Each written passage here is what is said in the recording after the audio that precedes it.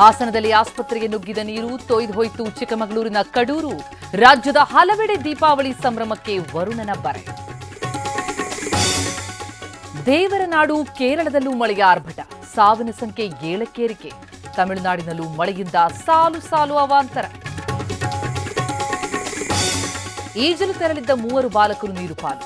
ಮೈಸೂರಿನ ಸಾಲಿಗ್ರಾಮ ಪಟ್ಟಣದಲ್ಲಿ ದುರಂತ. 2 ಮೃತದೇಹ ಪತ್ತೆ, ಮತ್ತೋರ್ವನಿಗೆ ಶೋಧ. ಸರ್ಕಾರದ ಆದೇಶಕ್ಕೆ ಡೋಂಟ್ ಕೇರ್. ಆರ್ಎಸ್ಎಸ್ ಪಥಸಂಚಲನದಲ್ಲಿ 4 ಸರ್ಕಾರಿ ನೌಕರರು ಭಾಗಿ. ನವೆಂಬರ್ 2ರಂದು ಚಿತ್ತಾಪುರದಲ್ಲಿ ನಡೆಯುತ್ತಾ ಸಂಗ್ರಾಮ.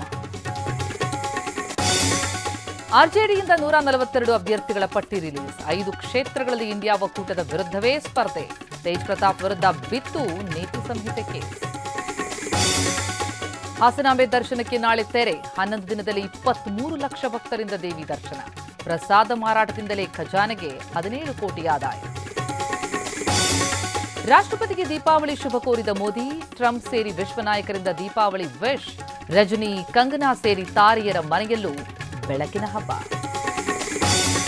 51 ನೌಕರರಿಗೆ ಎಸ್ಯುವಿ ಕಾರ್ ಗಿಫ್ಟ್. ದೀಪಾವಳಿ ಹಬ್ಬಕ್ಕಾಗಿ ಭರ್ಜರಿ ಉಡುಗೊರೆ. ಫಾರ್ಮಾ ಕಂಪನಿ ಮಾಲೀಕನ ಔದಾರ್ಯಕ್ಕೆ ಶಬಾಷ್. ಗಾಜಾದಲ್ಲಿ ಮತ್ತೆ ಇಸ್ರೇಲ್ ವಾಯುದಾಳಿ. 45 ಪ್ಯಾಲೆಸ್ತೀನಿಯರು ದುರ್ಮರಣ. ಮುರಿದು ಬಿತ್ತ ಟ್ರಂಪ್ ಘೋಷಿಸಿದ್ದ ಕದನ ವಿರಾಮ.